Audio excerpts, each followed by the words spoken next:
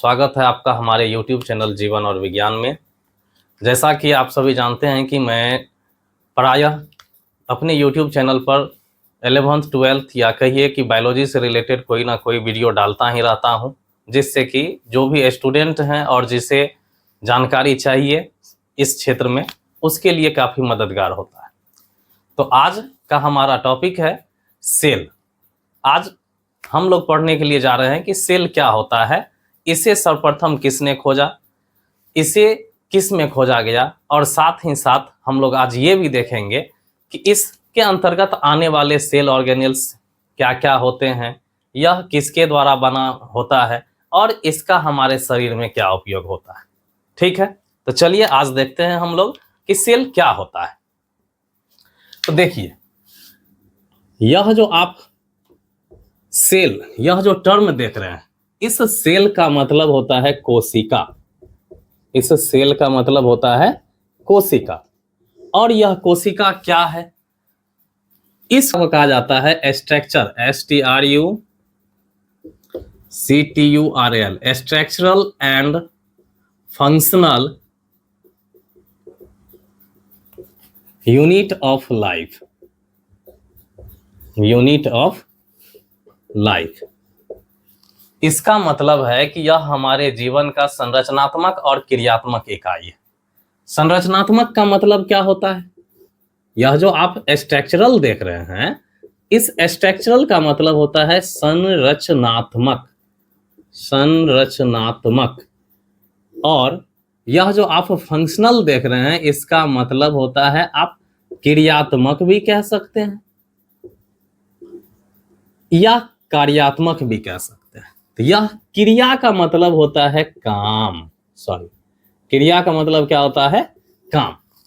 और यह जो आप संरचनात्मक देख रहे हैं, संरचनात्मक का मतलब होता है संरचना बनाना। मतलब किसी भी चीज का जो निर्माण होता है, उसका स्ट्रक्चर सबसे पहले तैयार किया जाता है, और स्ट्रक्चर के बाद हम लोग क्या करते हैं, उसका ऊपर से फिनिशिंग किया जाता है।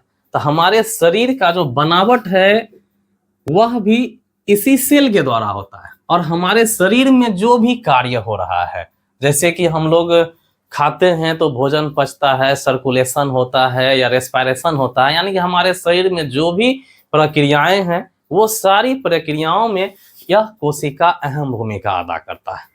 ठीक है, अब हम लोग ये देखते हैं कि इस सेल को सर्वप्रथम किसने ढूंढा। तो देखिए, रॉबर्ट हुक ने सर्वप्रथम 1665 में इसे ढूंढा, इसे खोजा। और खोजा कहां, तो यह जो आप सेल देख रहे हैं, इससे इन्होंने ओक ट्री के कॉर्क, CORC कॉर्क्स में इसे ढूंढा। इसके साथ ही साथ यह जो सेल ढूंढा गया था, यह सेल नॉन लिविंग था। Non living, LIVING, non living यानी कि निर्जीव था। यह लाइव नहीं था, जीवित नहीं था। लेकिन जब एंटोन वॉन ल्यूवेनहॉक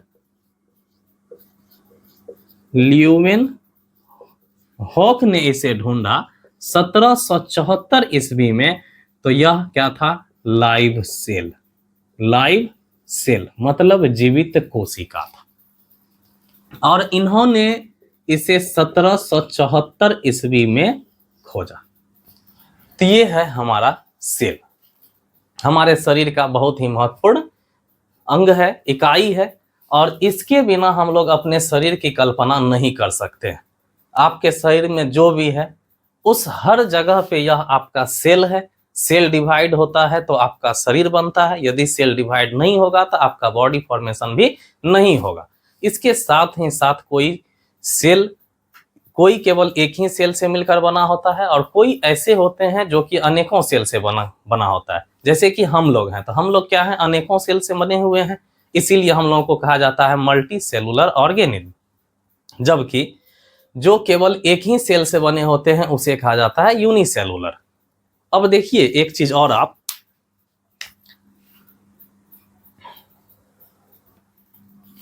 यह जो सेल है एक्चुअली इससे बॉडी का निर्माण कैसे होता है, शरीर कैसे बनता है, वो चीज हम देखते हैं। तो अभी हमने बताया कि कुछ ऐसे जीव होते हैं जो केवल और केवल एक ही सेल के बने होते हैं, उससे हम लोग क्या कहते हैं, यूनिसेलुलर ऑर्गेनिज्म। जबकि कोई ऐसे जीव भी हैं जो कि अनेकों सेल से बने होते हैं, उसे हम लोग कहते हैं मल्टी सेलुलर ऑर्गेनिज्म। तो देखिए यह यूनिसेलुलर ऑर्गेनिज्म, यूनिसेलुलर ऑर्गेनिज्म, और ये क्या है, multi cellular organism, multi cellular organism. Unicellular organism का मतलब होता है एक कोशिक जीव या एक कोशिकीय जीव भी इसको कह सकते हैं। मल्टी सेलुलर का मतलब होता है बहुकोशिक जीव।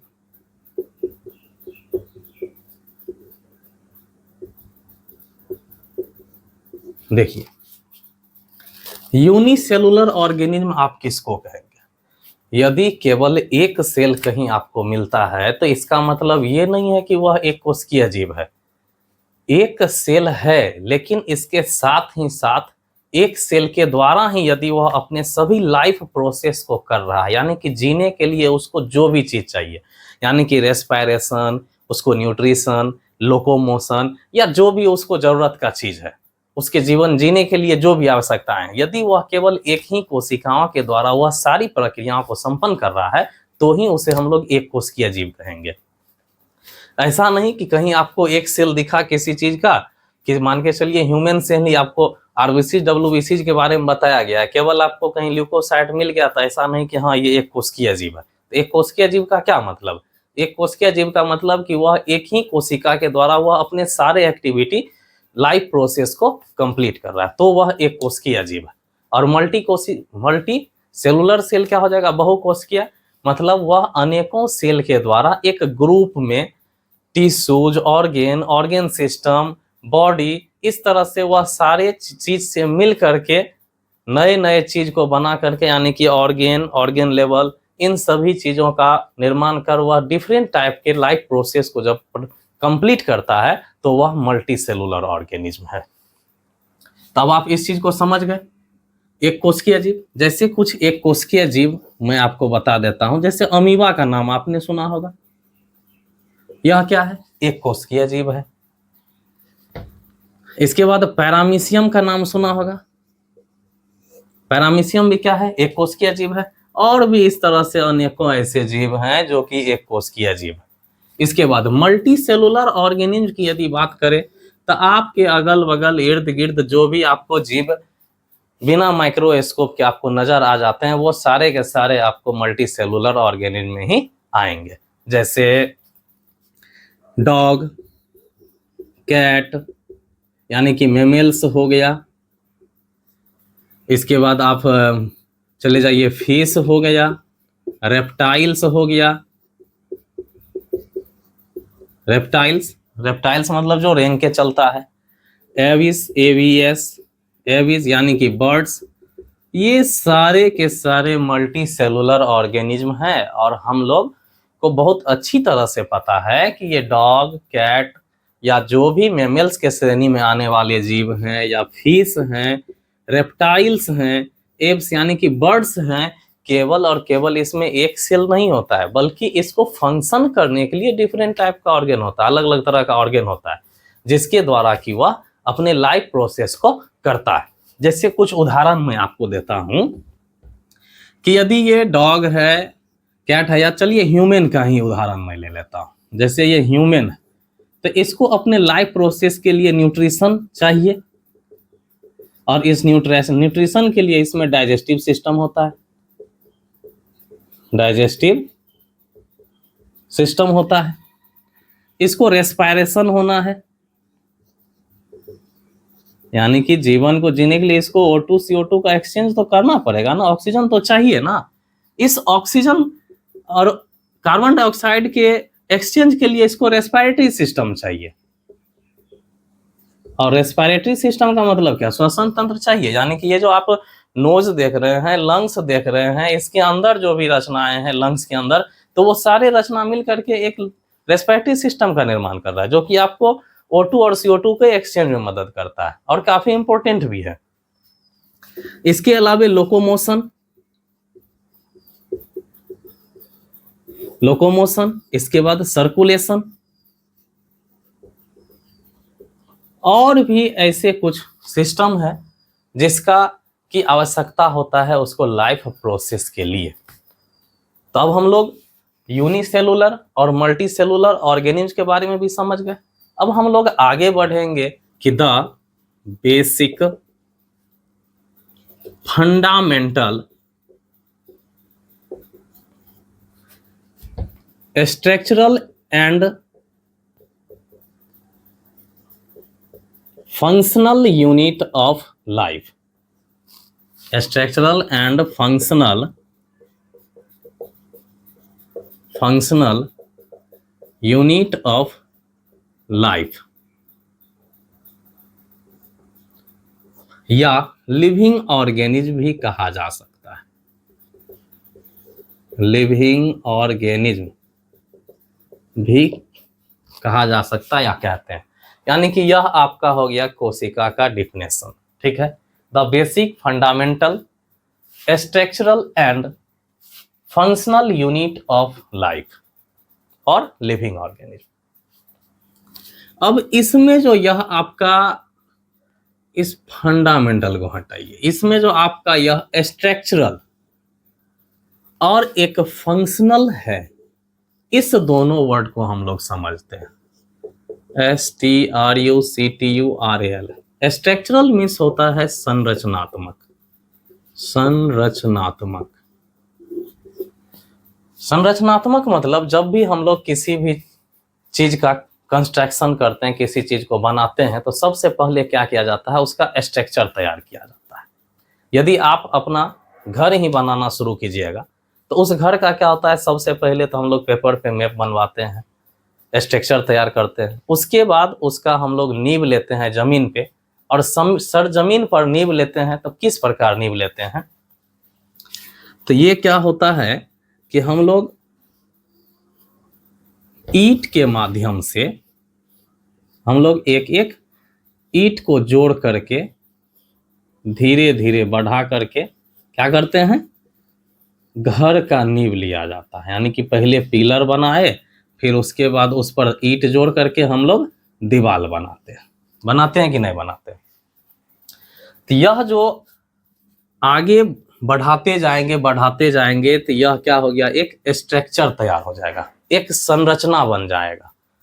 जब जमीन पे जब खुदाई हो रही होती तो उस समय कुछ नहीं नजर आता है, लगता है कि फालतू काम हो रहा है, लेकिन जब वहां पर आप इस तरह से जब दीवार ईंट में ईंट जोड़ करके जब दीवार बना दिया जाता है, तो यह एक तरह से क्या होता है, वहां का एक स्ट्रक्चर तैयार हो जाता है, मतलब संरचना तैयार हो जाता है। लगता है कि हाँ अब जो है यहाँ पर कुछ बन रहा है, किसी न किसी चीज का वहां निर्माण होता है, चाहे वह घर हो, पार्क हो, या जो भी चीज हो। जब वो पूरा तरह से तैयार हो जाता है तब उसका स्ट्रक्चर पता चलता है। तो उसी तरह से यह कोशिका, एक एक कोशिका मिल करके, ये एक एक कोशिका मिल करके क्या करता है, हमारे शरीर के उत्तक का निर्माण करता है, टिश्यूज का निर्माण करता है। फिर यही उत्तक आपस में मिल करके ऑर्गेन का निर्माण करता है, फिर यही ऑर्गेन मिल करके ऑर्गेन सिस्टम का निर्माण करता है। फिर ऑर्गेन सिस्टम जब हमारे शरीर में परिपूर्ण हो जाता है तो वह बॉडी का निर्माण कर लेता है। तो इस तरह से हम लोग समझ गए कि स्ट्रक्चरल क्यों कहा जाता है। और यहाँ मैं लिख भी देता हूं कि यह सेल है, यानी कि कोशिका है। इस कोशिका से क्या बना, टिश्यू। टिश्यू मीन्स उत्तक। फिर इस टिश्यू से क्या बनेगा, ऑर्गेन। ऑर्गेन दैट मीन्स अंग।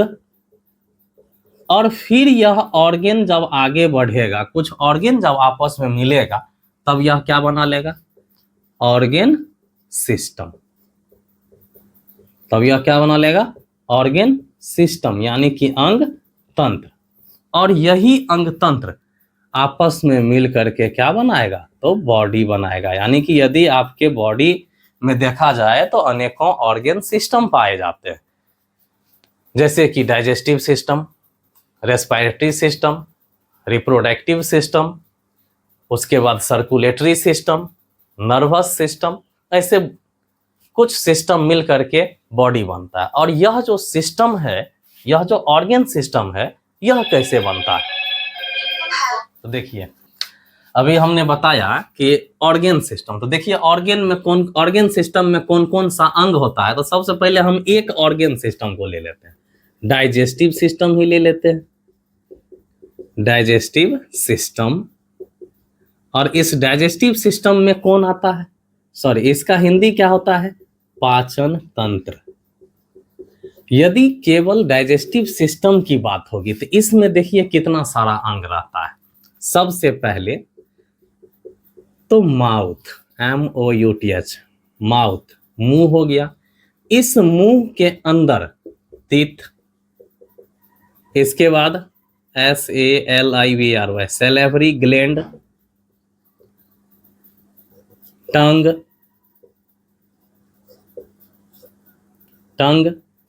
यानी कि जीभ, सैलिवरी ग्लैंड लार ग्रंथि, टीथ मीन्स क्या होता है, दांत हो गया। केवल ये माउथ था। अब इस माउथ से जब आगे हम लोग बढ़ते हैं तो माउथ से आगे बढ़ने के बाद क्या आता है, इससे जब आगे बढ़ते हैं तो फेरिंग्स आता है, PHYRNX, फेरिंग्स, जिसे हम लोग ग्रसनी कहते हैं। इस ग्रसनी से जब आगे बढ़ते हैं तो आता है ओइसोफेगस, आहार नाल या ग्रास नली भी इसको कहा जाता है, आहार नाल। और आगे बढ़ते हैं, देखते जाइए कितना सारा अंग है इसमें, ओइसोफेगस, इसके बाद एस्टोमक, एस्टोमक मतलब आमाशय, ये जो पेट है जिसमें हम लोग का भोजन स्टोर होता है, यानी जो खाते हैं ना, यहाँ कुछ देर के लिए जमा होता है, फिर वहां से डाइजेस्ट होकर के इंटेस्टाइन में चला जाता है।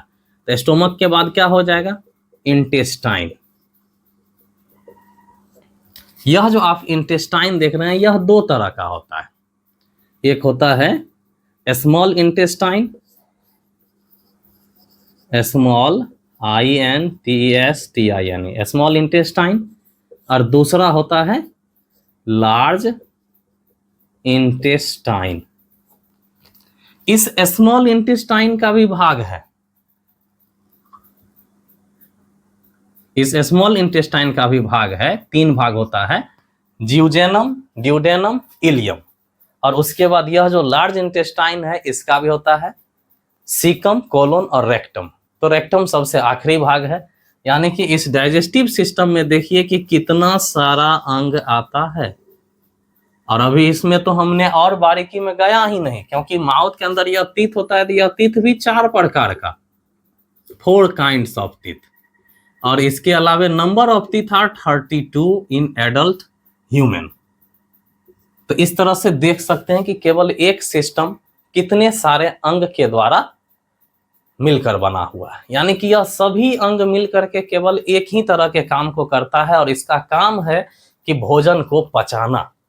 यानी कि भोजन इनटेक किए, हम लोग अंदर लिए, खाए, और उसको यह पचाएगा, और जो वेस्ट मटेरियल होगा उसको रेक्टम के द्वारा शरीर से बाहर निकाल देगा। तो देख रहे हैं कि यह किस प्रकार, और यह जो ऑर्गन है, यह ऑर्गन किस चीज का बना है, तो टिश्यूज का बना हुआ है, ऊतक का। और वह ऊतक किस चीज का, तो वही सेल जो हम लोग पढ़ रहे हैं। तो इस तरह से समझिए कि कोशिका हमारे लिए कितना इंपॉर्टेंट, कितना महत्वपूर्ण।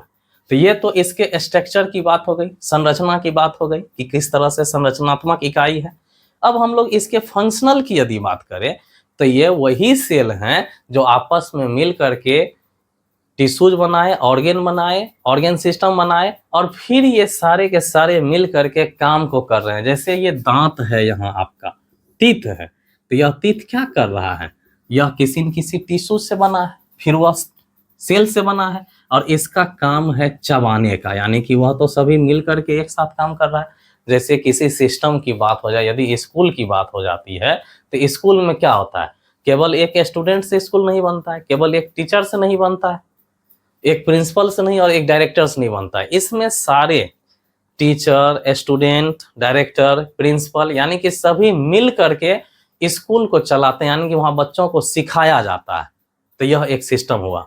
यदि सोचिए कि केवल एक ही तरह के केवल पढ़ाने वाले ही आ जाएंगे, अब पढ़ने वाले वहाँ नहीं है, तो फिर वह कहाँ से सिस्टम है? कोई सिस्टम नहीं है, कोई काम ही नहीं होगा। सब आएगा, पढ़ाएगा किसको? बेंच डेस्क को या भवन को? तो इस तरह से आप समझ गए।